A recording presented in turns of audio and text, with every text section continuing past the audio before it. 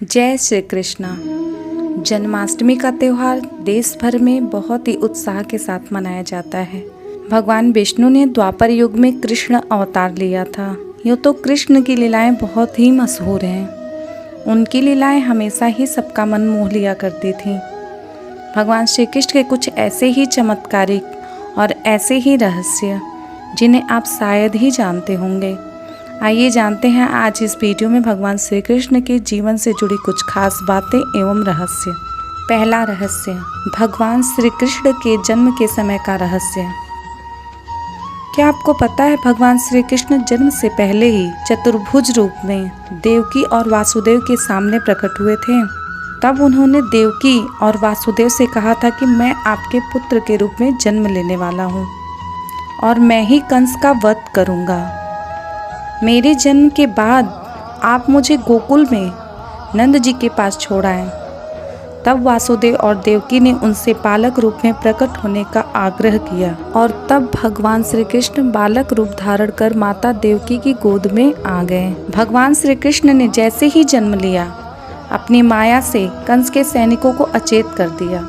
माता देवकी को घोर निद्रा में सुला दिया। वासुदेव जी भगवान श्री कृष्ण की इच्छा अनुसार अर्धचेतन अवस्था में बाल श्री कृष्ण को लेकर नंदगांव पहुंच गए और वहां नंद के पास बालक श्री कृष्ण को सौंपकर वासुदेव जी कंस के कारागृह में लौट आए। लेकिन इन सभी घटनाओं का स्मरण बाद में वासुदेव जी को नहीं रहा। भगवान श्री कृष्ण के जीवन से जुड़ा दूसरा रहस्य, पूर्व जन्म में भी देवकी थी कृष्ण की माता। क्या आपको पता है कंस को मारने के बाद भगवान श्री कृष्ण जब कारागृह में अपने माता पिता से मिलने गए और उन्हें वहां से जब छुड़ाया, तब उनकी माता देवकी ने उनसे प्रश्न किया, उनसे पूछा कि तुम तो मुझे पहले ही छुड़ा सकते थे, तुम तो भगवान थे, तुम्हारे पास तो बहुत ही असीम शक्तियाँ हैं, फिर तुमने 14 वर्ष की प्रतीक्षा क्यों की, क्यों 14 वर्ष लगा दिए कंस को मारने में। तब भगवान श्री कृष्ण कहते हैं, मुझे क्षमा करो माता। भगवान श्री कृष्ण अपनी माता देवकी से पूछते हैं कि क्या आपने मुझे पिछले जन्म में 14 वर्षों के लिए वनवास नहीं भेजा था। तो माता देवकी आश्चर्यचकित हो जाती हैं और कहती हैं, यह कैसे संभव है, मैं ऐसा तुम्हारे साथ क्यों करूँगी। तब भगवान श्री कृष्ण ने उन्हें याद दिलाया कि आप पिछले जन्म में मेरी माता कैकेयी थीं और आपके पति राजा दशरथ थे।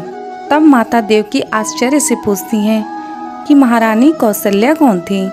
तब भगवान श्री कृष्ण कहते हैं, वही तो इस जन्म में मेरी माता यशोदा हैं, जो मेरा लालन पालन की, जिन्हें पिछले जन्म में 14 वर्षों तक माँ के प्यार से वंचित रहना पड़ा। दरअसल माता कैकेयी ने भगवान राम को वनवास तो भेज दिया था, लेकिन बाद में उनको बहुत ही पछतावा हुआ और जब भगवान राम अयोध्या लौटकर आए तो माता कैकेयी ने भगवान राम से कहा, अगले जन्म में मैं तुम्हारी माता बनूं और तुम्हारे मातृत्व का सुख मुझे प्राप्त हो। भगवान श्री कृष्ण के जीवन का तीसरा रहस्य, क्यों चुराए थे भगवान श्री कृष्ण गोपियों के वस्त्र। यह वही घाट है जहां भगवान श्री कृष्ण गोपियों के तालाब में स्नान के वक्त कपड़े चुरा लिए थे। पद्म पुराण में वर्णित कथा के अनुसार एक दिन जब गोपियां निर्वस्त्र होकर यमुना में स्नान कर रही थी, उस समय भगवान श्री कृष्ण गोपियों के वस्त्र चुरा लिए थे।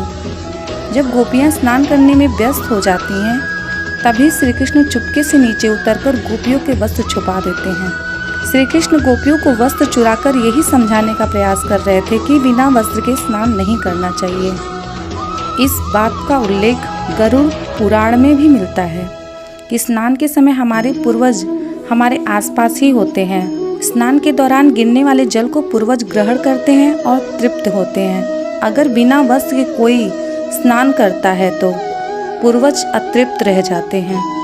ऐसे में व्यक्ति के पूर्वज उनसे रुष्ट हो जाते हैं और व्यक्ति का धन, ऐश्वर्य, बल, तेज, सुख सब चला जाता है। इसलिए कभी भी निर्वस्त्र होकर स्नान नहीं करना चाहिए। भगवान श्री कृष्ण से जुड़ा चौथा रहस्य, किस रंग के थे भगवान श्री कृष्ण।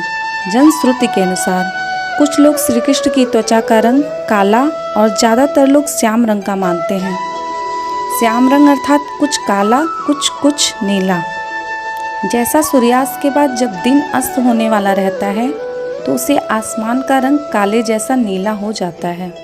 उनकी त्वचा का रंग मेघ श्यामल था, अर्थात भगवान श्री कृष्ण का काला, नीला और सफ़ेद मिश्रित रंग था। 5वां रहस्य, भगवान श्री कृष्ण की द्वारिका कैसे हुई थी नष्ट।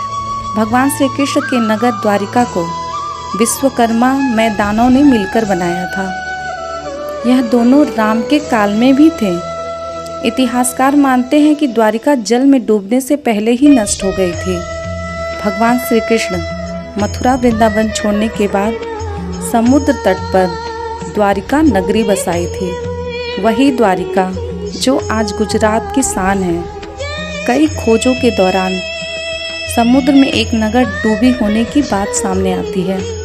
दरअसल समुद्र में समाई यह नगरी द्वापर युग में कान्हा द्वारा बसाई गई द्वारिका ही है, जो कौरवों की माता गांधारी और ऋषियों द्वारा दिए गए श्राप के कारण तहस नहस हो गई। दोस्तों, आपको यह वीडियो कैसी लगी कमेंट करके बताइए और चैनल को सब्सक्राइब करिए, वीडियो को लाइक एंड शेयर करिए। जय श्री कृष्ण।